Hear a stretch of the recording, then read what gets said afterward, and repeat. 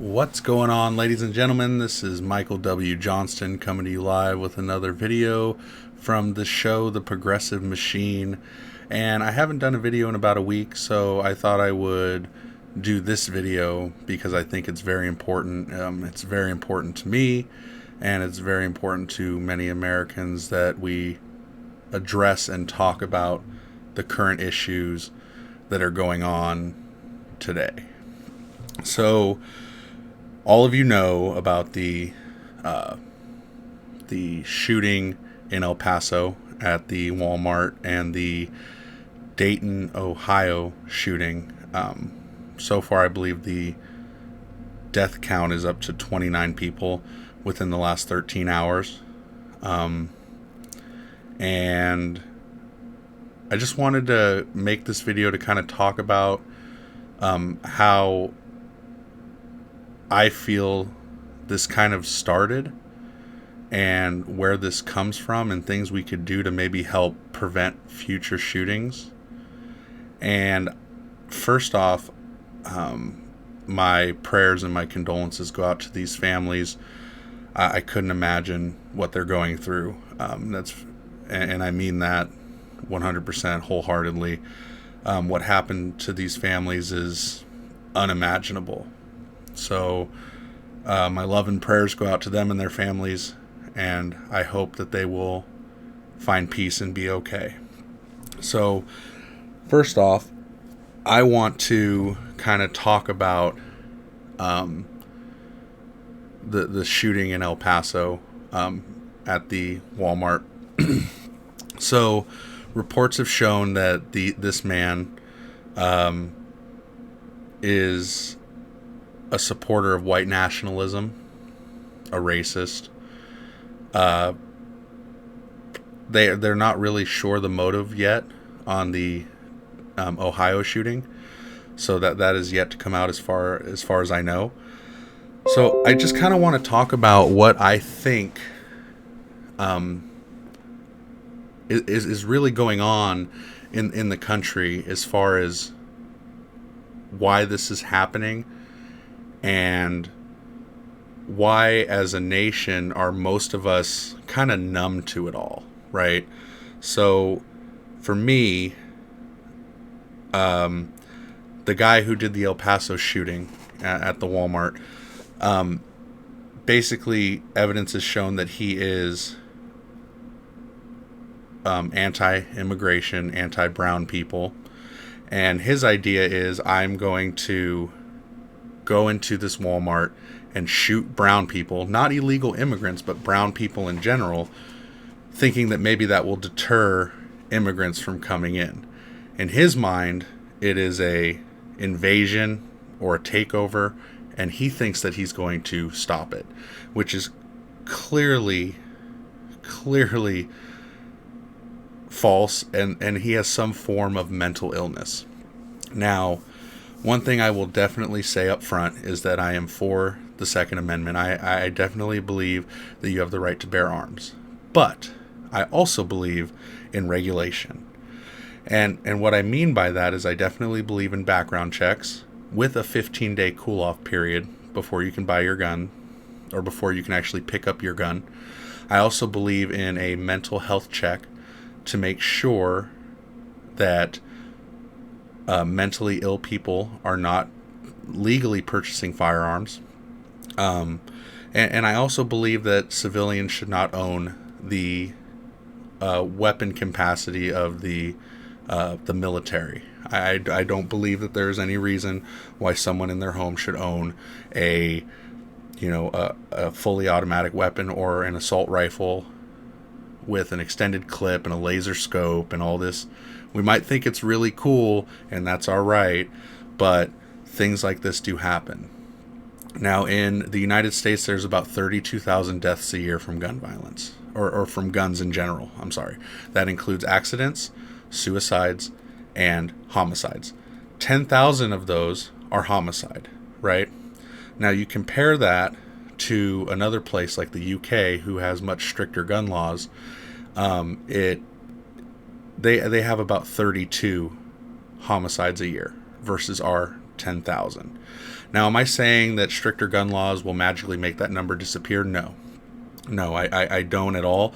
But I do believe that stricter gun regulation can help reduce that 10,000. Even if we were able to cut it in half, it's saving American lives. Now, people might say, well, Mike, if you bring in more gun laws, that just stops law-abiding citizens from purchasing guns, and that's not going to stop the criminals who are going to get the guns illegally anyway, which is actually kind of a dumb argument, right? I was watching Kyle Kalinske, and he worded it best, and I might butcher this here, but making that argument that criminals will get the guns anyway, so why make more laws, is like saying, well, criminals are going to commit murder anyway, so why have murder laws? Criminals are going to steal anyway, so why have theft laws?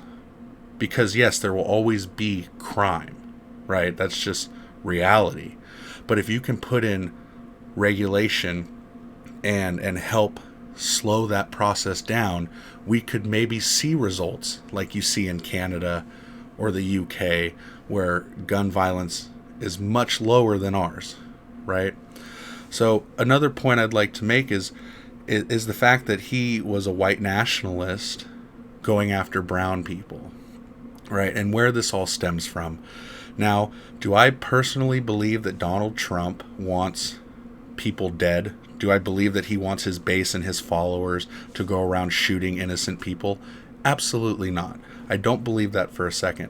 But what I do believe is I believe that his racist, bigoted rhetoric, his propaganda that he spews at his rallies, is attributing to the actions of his base.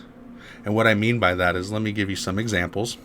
In 2016, when Donald Trump ran for president, he was endorsed by David Duke, one of the head people for the KKK, the Ku Klux Klan, right? The Ku Klux Klan, sorry. And instead of denouncing that support, he acted like he didn't even know who David Duke was and kind of brushed it off. There's videos that will prove this. When the marches happened in Charlottesville and you had skinheads, Nazis, white nationalists, racists marching in the street, he referred to them as good people when he said there was good people on both sides. I don't know what kind of people you're talking to that are skinheads, white nationalists, and racists and Nazis, but they're not good people. There's no way to label that. There's no way to beat around the bush. They're just bad people. When you tell 4 American congresswomen of color to go back to their own country based on them having criticisms of broken policy is racist. They are Americans. 3 of them were born here. One of them, Ilhan Omar, was a refugee who came here at a very young age, climbed through the ranks, and became an American, and then became a congresswoman. Isn't that what the American dream is about? So this idea of them going back to their own country, they were born here. 3 of them were born here. Having criticisms of the country does not make you anti-American, does not make you unpatriotic. It means that you have criticisms that makes you want better things for the people here, right? So Donald Trump ran on a slogan. We all know it. We know it well. The MAGA hats. Make America great again. As in, America wasn't great before. I'm going to come in and I'm going to fix it. I'm going to make it great again. That slogan is a criticism in itself. Yet nobody called him anti-American. Everybody didn't say he was not patriotic. Everybody supported him and voted for him. But 4 women of color come in, congresswomen, American congresswomen, come in and say, we want Medicare for all. We want a Green New Deal. We want to rebuild the crumbling infrastructure. We want a pathway to citizen. We want to legalize marijuana. We want to fix all these problems here in the United States. Mind you, all of these ideas, all of these progressive ideas poll extremely well with the American people, not just Democrats, but progressives, independents, Republicans, just the American people in general. It polls extremely well. Look it up. It's not that hard. Google. So the idea is you are allowing people at your rally to chant, "Send her back. Ilhan Omar, send her back." And you stood there for 13 seconds. They timed you and didn't say a word. And then after those 13 seconds, you continued on with your speech like nothing happened.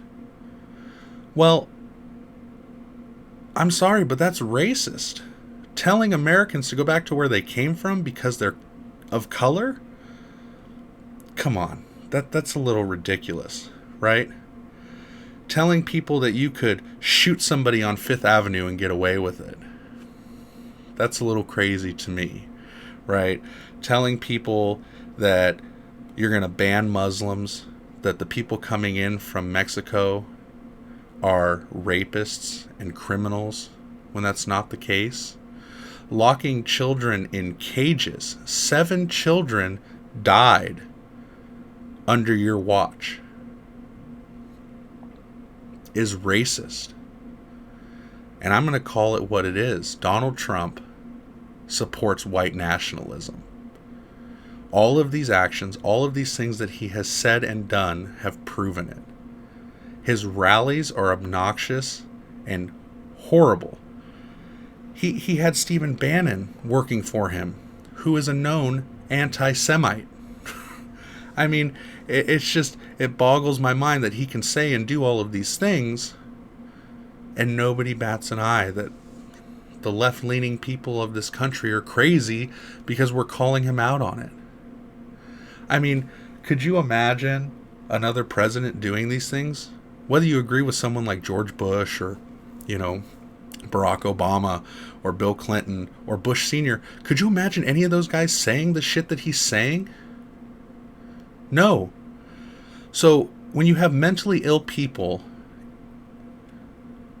who maybe don't know any better, maybe they're sick, maybe they haven't sought out medical attention, maybe they're off their meds, or maybe they never sought help to begin with, they're listening to the president, who is supposed to be a role model for its people, spew this garbage at his rallies of just pure hate, that it's the immigrants that took your jobs, it's the brown and black people that are fucked up and took your jobs, and they're the reasons you're fucked up, is an oligarchy. Pinning races and religions against each other to broaden and strengthen your power is oligarchy. It is damn near a dictatorship. It is wrong. And this is the first time in American history we're actually seeing something like this. So when you have someone who is supporting white nationalism leading your country, of course things like the El Paso shooting are going to happen. It's just, it was proven that that was this guy's views who did the shooting. So, no, do I think that Donald Trump wanted this to happen? No. Do I think he wanted his base to kill and shoot people? No. But he sure isn't helping the situation. And I'm going to say this right now. I believe that Donald Trump is a racist. And do I believe that all of his people that support him or voted for him are racists? No. Do I believe that Donald Trump fed his base and his supporters a false narrative that he was going to bring jobs back, that he was going to fight for the middle class and fight for health care and drain the swamp? He hired the swamp. His cabinet has, one member of his cabinet has more money than the entire Bush administration combined. I mean, it's kind of a joke that he would say that he's fighting for the middle class. He's fighting for, for God's sake, if people remember correctly, he was fighting for a Medicare for all type system where everybody was covered and insured. That obviously didn't happen. Instead, he'd rather have us build a wall that clearly he said the Mexicans were going to pay for. It's not fucking happening. So who's going to pay for it? Us, out of our tax dollars. And the wall is not going to work. And by no means do I believe in open borders. There has to be regulation at the border, absolutely. But, when you got people at your rallies saying, shoot him at the border, and Donald Trump laughs and shrugs it off and says things like, oh, you can only get away with that and saying that in Florida, ha ha ha. No, dude, that's racist. You're supposed to lead by example. You're the commander-in-chief. People are supposed to look up to you and want to be you. And right now, all they want to do is get you out of office. They want you to stop tweeting. It's an embarrassment. And people are losing their lives, and people are scared. KKK white nationalists are marching in the streets with torches, burning crosses, killing minorities, attacking minorities. I mean, this is 2019. So that's my opinion on the whole thing, is that you have a president who spews this racist, bigoted garbage to millions of people on a daily basis. Of course you're going to get results that you're getting. That's a no-brainer. But what we have to do is come together as Americans and fight against the bigoted, hateful speech that exists in this country. That we are all Americans, no matter what color you are, no matter what nationality, no matter what religion, we all bleed red. And we should all stand together as one people. That's what I believe, and that's what I will continue fighting for. Long after this election, yes, I'm a Bernie Sanders supporter. I hope he wins. But if he doesn't, that doesn't mean that the revolution stops. That doesn't mean that we don't fight for the less fortunate and the people that don't have it as good as the rich. That we help each other up and not put each other down. That we're supposed to stand together as a country and fight against hateful speech and racism, sexism, homophobia.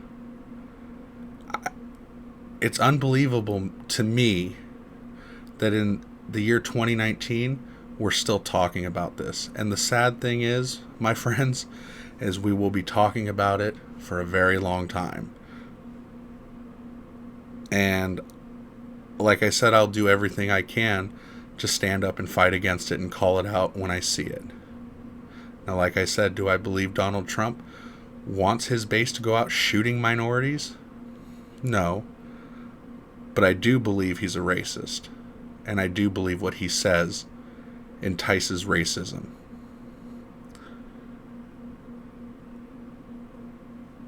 That's all I have to say. That's reality. That's what happened. 29 people are dead. And my heart goes out to their family. Donald Trump couldn't even get the place right. Toledo, Ohio. It was Dayton. How do you not know that? Joe Biden sent his condolences to Michigan and Houston. It's a joke. It's a joke. These are people's lives. They have names. They have families. Their sons and daughters, husbands and wives, moms and dads.